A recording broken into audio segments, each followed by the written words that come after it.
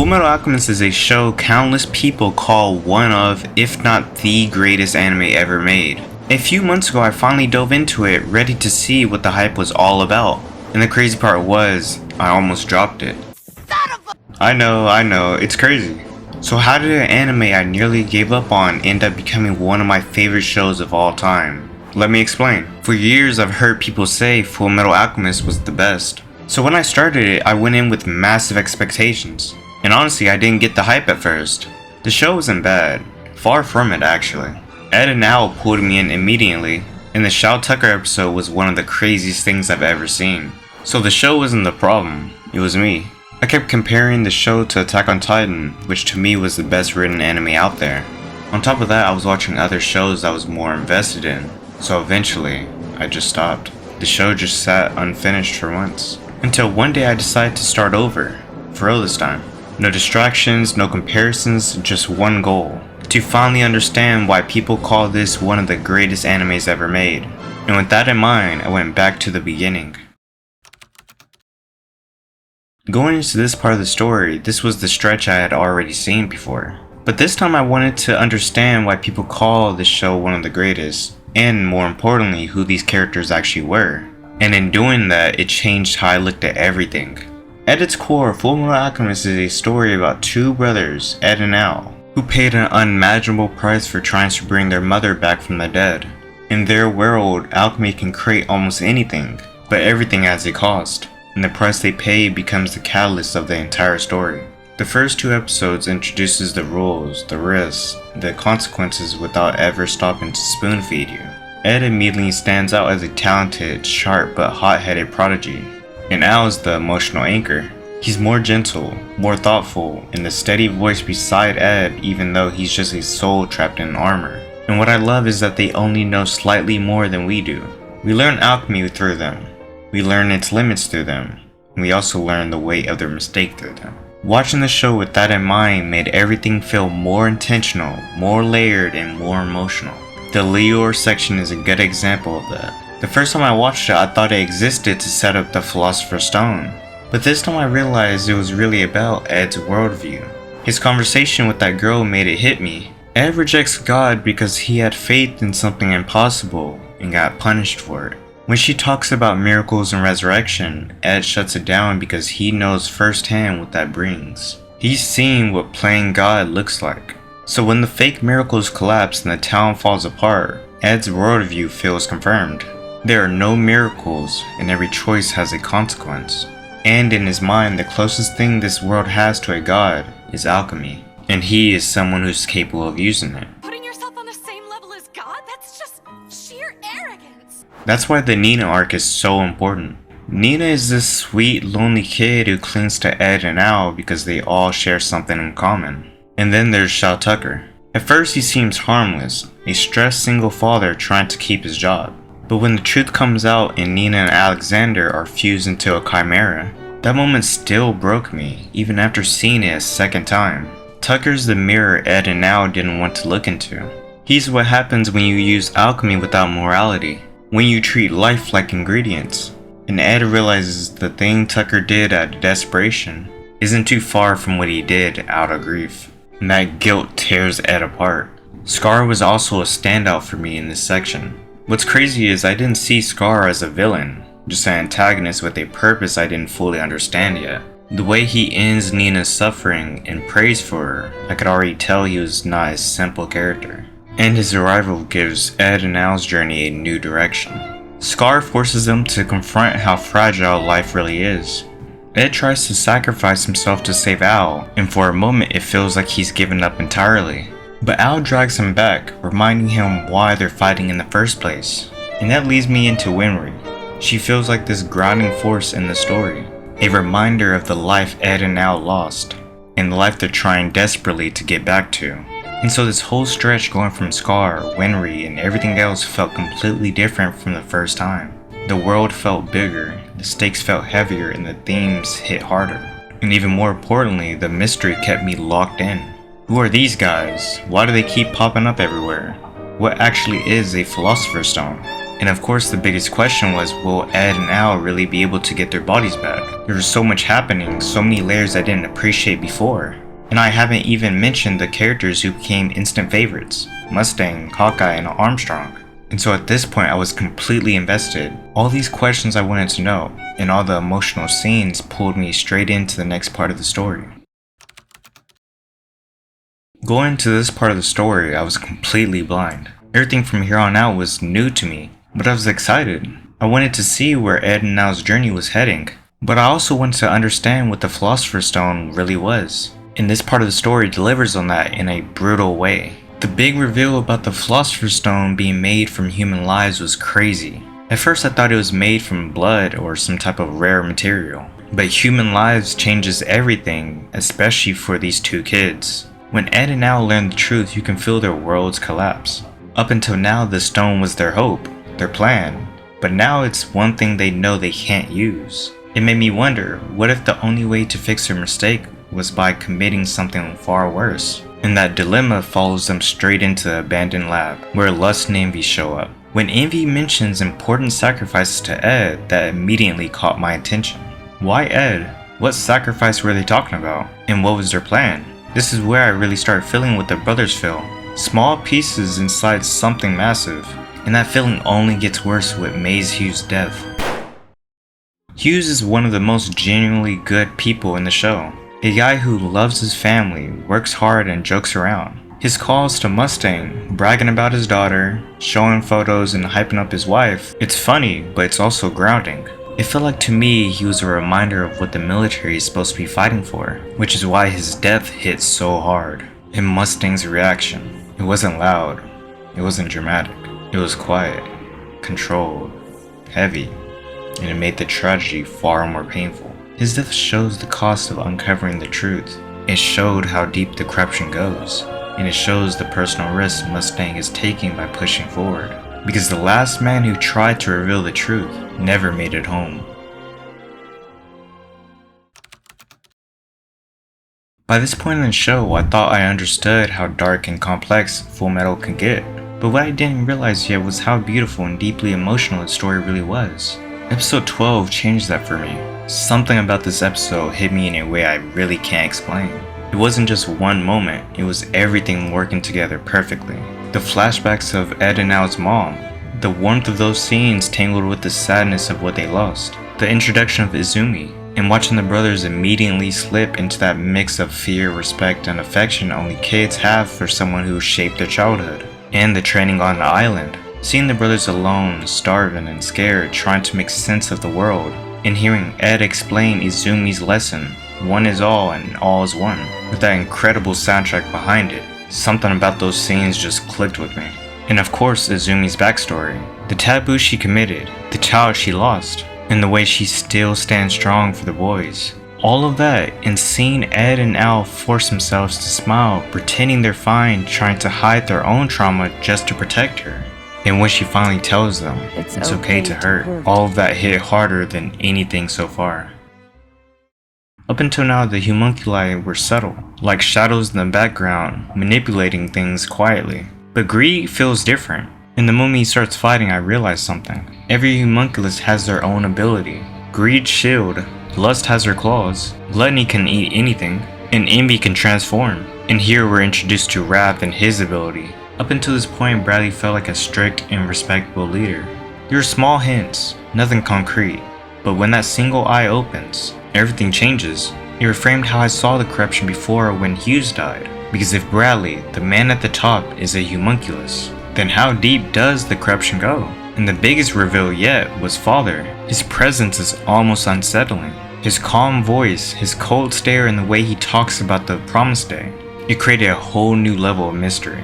Who is this man? What does he want? And what is his promise day supposed to be?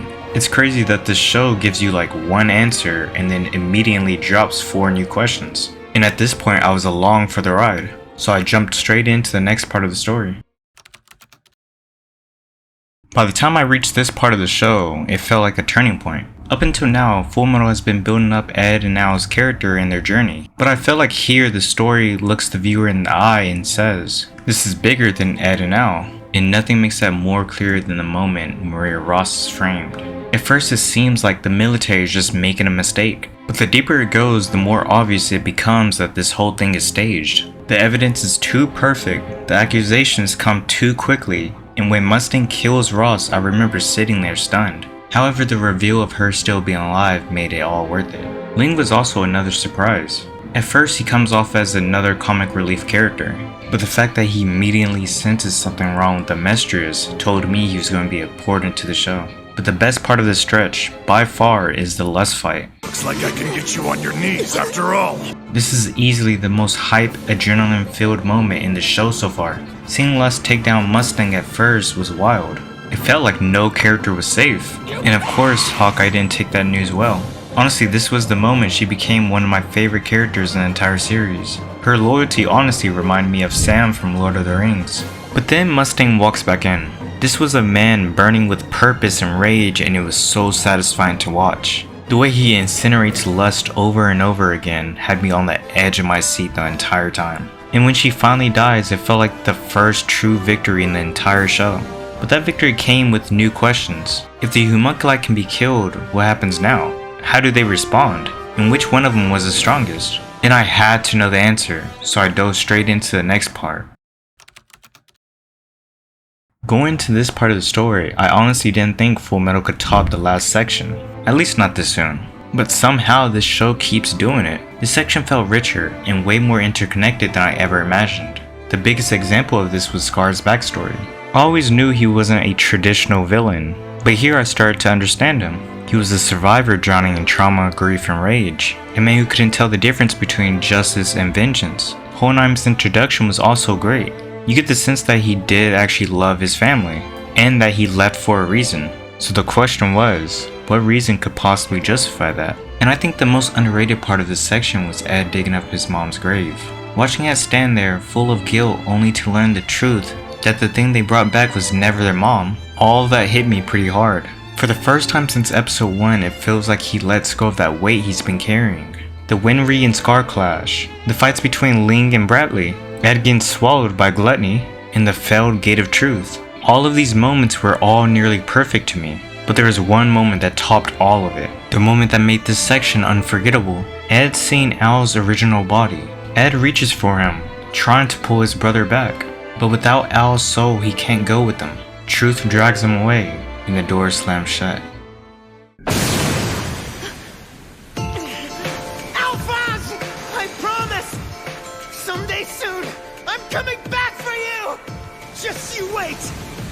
I can't even describe how this scene made me feel. It completely gave me chills. It was probably one of the greatest anime scenes I've ever seen. And that was the exact moment I realized the show wasn't just good to me anymore. It was becoming something special.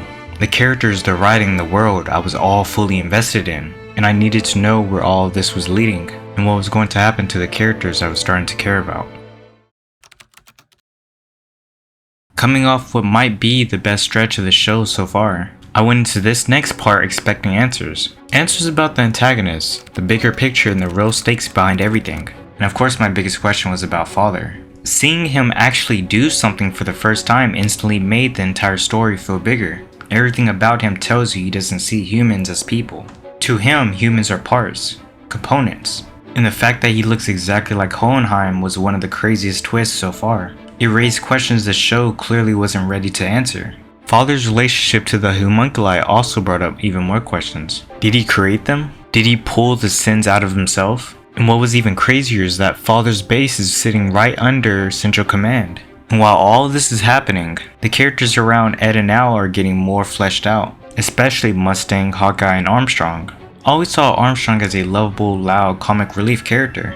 But seeing what he lived through, obeying immoral orders, carrying guilt he would never truly get over, it changed how I saw him. Mustang's backstory hit even harder. He was a young man burning innocent people because someone above him told him to. A soldier who realized too late he was being used. But I think out of the three, Hawkeye hit me the hardest. Learning that she asked Mustang to burn the tattoo off her back, the research that helped create a genocide, the fact that she carries her father's sins, her own guilt, and the burden of Mustang's ambitions all at once. Seeing all three of them through the lens of Ishval turned them into some of the most layered characters in the entire story. And so by the end of the stretch, everything felt like it was expanding. You could feel the story pulling towards something massive. And with all these characters now in play, with all these revelations hidden at once, I knew the next part of the story was going to be something special. Going to this part of the story was one of the rare moments where I had no idea what to expect. But I did want to know one thing. I wanted to understand Olivia Armstrong, and what made her so different from her brother. Because the moment she steps on the screen, you can tell she is cut from a completely different cloth. Where Alex is expressive and gentle for his size, Olivia is cold, sharp, and unshakable. I feel like she represents something the story desperately needed at this point. Proof that not everyone in the system is corrupt. And when Sloth comes from underground, it was confirmation to me that the homunculi haven't just infiltrated the military, but the entire country. Everything a mistress stands on is literally built on a lie. And that brings me to the nationwide transmutation circle. I remember sitting there thinking, this was in front of me the whole time. All those locations, battles, and devs, they were all pieces of a design that's been active since episode 1. So by the time Pride steps forward, Kimberly becoming more active, and Winry getting pulled deeper into the conflict, it felt like every character had officially been moved onto the board, and I went to see who would make their move first. At this point in the show, I was finally getting answers to some of the questions that had been eating at me, but I was still waiting to understand the two biggest mysteries, Hohenheim and Father, and the story finally reveals that truth behind both of them, and it all starts with him. Seeing this tiny shadow creature felt like seeing the origin of sin in this universe. The first voice that promised knowledge without cost. And the saddest part is that it all started from befriending the one person who had nothing, Hohenheim. Here's where it hit me how crazy his story really is. He didn't ask for power. He didn't chase immortality. He was manipulated into it, turned into a vessel built on genocide before he even understood what was happening. And when Xerxes is wiped out and he realizes the homunculus used his entire nation to create its own body, that's when Hohenheim becomes, in my opinion, the most tragic character in the show. Scar and Winry's confrontation also kept me locked in. Scar is forced to stand in front of someone whose life he personally destroyed, and he doesn't give any excuses. He simply accepts her pain and tells her she has every right to judge him, because judgment is the only thing he's ever known. But Winry does something he doesn't expect. She doesn't pick up the gun and choose revenge. Instead, she wraps his wounds so he doesn't die. And seeing another Ishvalan living with the same trauma but choosing a path built on hope and rebuilding instead of destruction, both these moments change Scar in a way I think nothing else has. So with this section ending with Winry's mercy, the truth about Father, Al's weakening, and Hohenheim's tragedy, the story was raised to a level I wasn't expecting, and it made it impossible not to jump into the next arc. Coming from such a great last section, I went into this one way more excited. I wanted to see how the main characters are going to plan their next moves, and the first thing that caught me off guard was Envy. Watching him actually lose and then seeing his true form right after genuinely shocked me. And what really surprised me was honestly I kinda felt bad. Then there's Greed. When he re-entered the story, I thought he was going to be the same type of character as before. But this arc completely changed him. He ends up killing the last person who stood by him, and that moment absolutely shattered him. And once he makes that decision to join Ed, I was curious to see where his journey will lead. And I think at this point in the story I realized something. This show does a great job developing everyone. No one feels disposable or shallow. Even the characters I haven't talked about much are still pretty good. And so with this section ending with Envy's defeat, Greed's growth, and Ed and Hohenheim's reunion, it all leads into this one massive feeling. The promised day is coming. I think what made this section hit so hard was for the first time in the entire story, everything finally feels like it's falling into place. Every character, every subplot, every mystery, they're all moving towards the same destination now. There's this tension in the air, this feeling that everyone finally understands the scale of what's coming, and they're actually preparing for it. And a great example of that is Bradley's train exploding. That honestly filled me with hope for the characters, even if it was just temporary. And of course the Pride fight was crazy. Pride possessing Al and using his body like a puppet had me on the edge of my seat. Once the fight breaks out, you feel the desperation instantly. Everyone is throwing everything they have just to keep Pride contained. And while all that is happening, the rest of Amestris begins to move. Mustang, Hawkeye, Olivia, and the Brig soldiers all come to play. This felt like the turning point in the story. The country is waking up, and all the major players are finally stepping onto the board at the same time. And at this point, I felt it in my chest. Everything is finally in motion. This was the promised day. Going into this section, I was completely locked in. I needed to know what the promised day had in store, and more importantly, if my favorite characters were going to survive it. And the first thing that hit me was how Fullmetal doesn't just use its fights just to look cool. Although all of them are cool, I mean just look at this, but it uses its fights to expose character. The moment Mustang confronts Envy is a perfect example of this. When Mustang finally encountered Envy, which was one of the biggest moments I've been waiting for, I knew it was going to be special. From Mustang burning out Envy's tongue, to Hawkeye tricking Envy, I lied.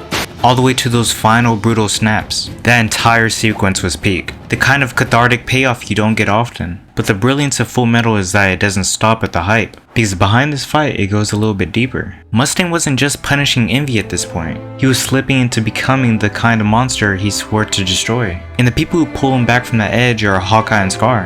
Hawkeye, the one person Mustang trusts more than anyone, steps in to stop him from losing himself. There's something heartbreaking in the way she talks to him, not as a subordinate, but as someone who's seen him at his worst. And she refuses to watch him drown in the same cycle that created people like Scar. And Scar, of all people, recognizes Mustang's rage because he lived it. He knows exactly what that path turns you into. And then there's Envy's death. It's not some grand villain finale, and it's not some final explosion or anything like that. It was honestly kinda sad. For the first time, Envy drops the act, the arrogance, the cruelty, and the manipulation. And what's left is just insecurity. A creature who hated humans because he envied everything about them. Their bonds, their resilience, and their ability to move forward.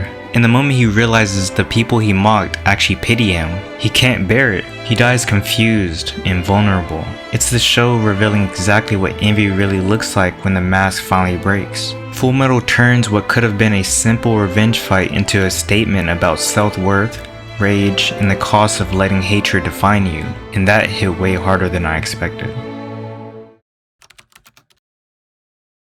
Going to this section, I had this strange feeling, almost like I didn't want the journey to end. I'd spent so long with these characters that part of me didn't want to see what the ending was going to take from them, but I still needed to know. I needed to understand how all of this would come together. So I put that feeling aside and pressed forward. This section is where I fully understood Father. Up until now, I knew Father's plan, but I didn't know what he was doing all this for. But now I understand he wants to remove every limit that makes him less than God. He wants infinite knowledge, infinite reach, infinite control, and he wants it without losing anything in return. And I had to ask myself, is that even possible? Because if Fullmetal has taught me anything, it's this. To obtain something of equal value must be lost. And when the promised day begins, the show proves that rule brutally. The sacrifices are summoned, Ed, Al, Azumi, and Mustang, all dragged directly to Father, all forced to face the same cosmic truth. Truth always takes what you value most. It took Al's body because he reached for something impossible. The warmth of a mother he already lost. It took Izumi's womb because she tried to reverse nature itself. And seeing Mustang, the man who wanted to see a brighter future for her mistress, lose his sight, that genuinely hit me hard. Because it wasn't random, it was just the rule of the universe being enforced. And it reminded me of something. Adam and Eve, the forbidden fruit, the hunger for knowledge, and the punishment that followed. You reach for power that isn't meant for you, and you lose something precious. You try to become more than human, and you forfeit part of your humanity. Everything Father wanted was the oldest temptation in human history. So by the end of this stretch, I wasn't just watching Fullmetal anymore. I was feeling the weight of everything the story had been building towards. It made stepping into the finale feel heavier, more real, and honestly a lot more terrifying.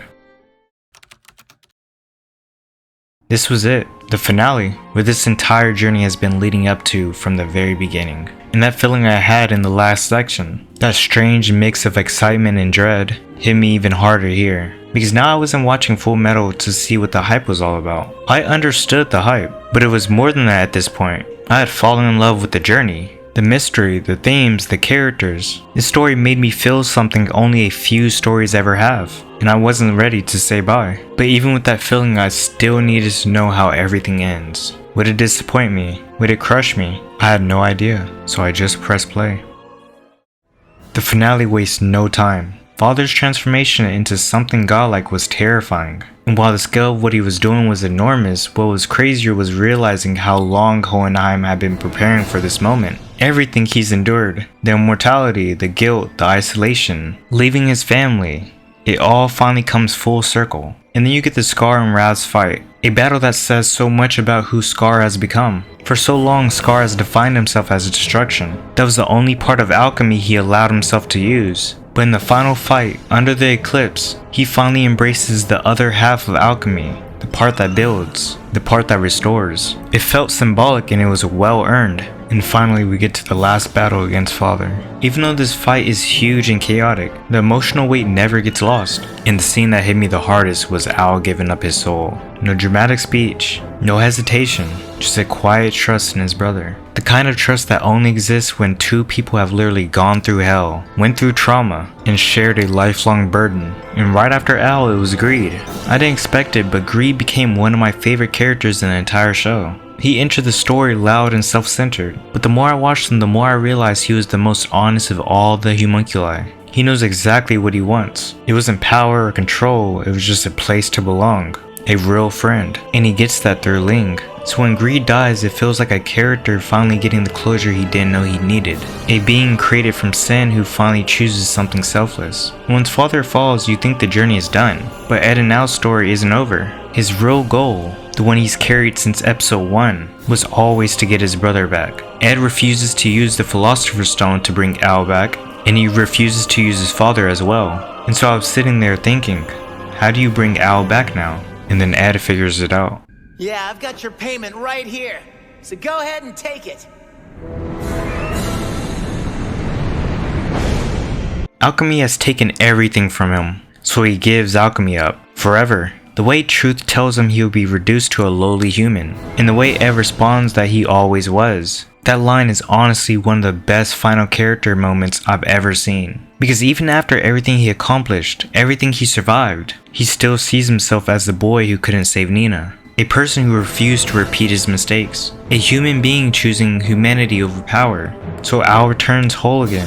Winry embraces them. Mustang works to rebuild Ishval. Hohenheim passing away peacefully next to the woman he loved, and Ed and Winry finally getting together.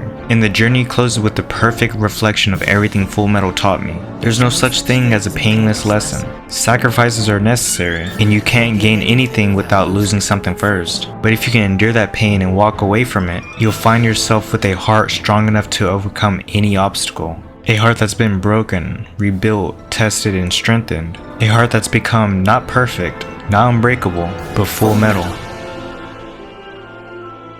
Thank you for everybody who's gotten this far into the video. And of course, shout out to my first few supporters on Patreon and channel members. And be sure to check out these videos next, as I'm sure you'll like them.